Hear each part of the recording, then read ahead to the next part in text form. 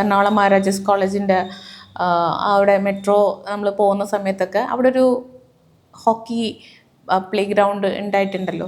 അത് അവിടെ ആരും കളിക്കുന്നതും കണ്ടിട്ടില്ല. അവിടെ അത് ഓപ്പൺ ആയിട്ടുണ്ടോയെന്ന് പോലും സംശയമാണ്. അവിടെ അനക്കമൊന്നുമില്ല.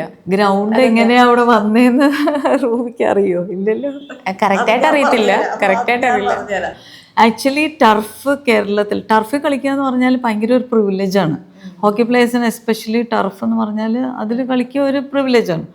കേരളത്തിലുള്ളത് ആകെ കൊല്ലത്തായിരുന്നു. കൊല്ലം ആയതുകൊണ്ട് ആശ്രമം സ്റ്റേഡിയത്തിലാണ്. അപ്പോൾ എന്ത് ടൂർണമെൻറ്റ് വന്നാലും ആശ്രമം സ്റ്റേഡിയം വരെ പോകണം. പിന്നെ ഇപ്പം ജീവരാജയിൽ ഇപ്പം അത് വിത്തിൻ ലിമിറ്റ് ജീവരാജയ്ക്ക് മാത്രം ഉള്ളൊരു ഇതാണ്. എന്തെങ്കിലും ഔട്ട്സൈഡ് ടൂർണമെൻറ്റ് വന്നാൽ പോകാന്നാൽ ഭയങ്കര ദൂരമാണ്.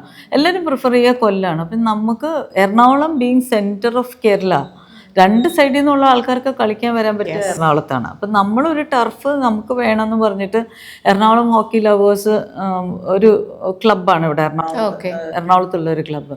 അവരുടെ നേതൃത്വത്തിൽ ഇങ്ങനെ മഹാരാജാസ് കോളേജ് ഗ്രൗണ്ട് ചളി പിടിച്ച് കിടക്കുന്ന സമയത്ത് നെല്ലൊക്കെ വിതറി ഇവിടെ ഒരു ഗ്രൗണ്ട് വേണമെന്നും പറഞ്ഞിട്ട് അറ്റ്ലീസ്റ്റ് അതൊന്ന് നല്ലാക്കി തരാൻ വേണ്ടിയിട്ടാണ് അന്ന് ആ സ്ട്രൈക്ക് നടത്തിയത്.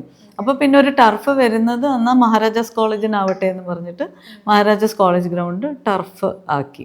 അൺഫോർച്ചുനേറ്റ്ലി അത് കോളേജിൻ്റെ കസ്റ്റഡിയിലാണ്. അത് ആർക്കും ഉപയോഗിക്കാൻ പറ്റുന്നില്ല.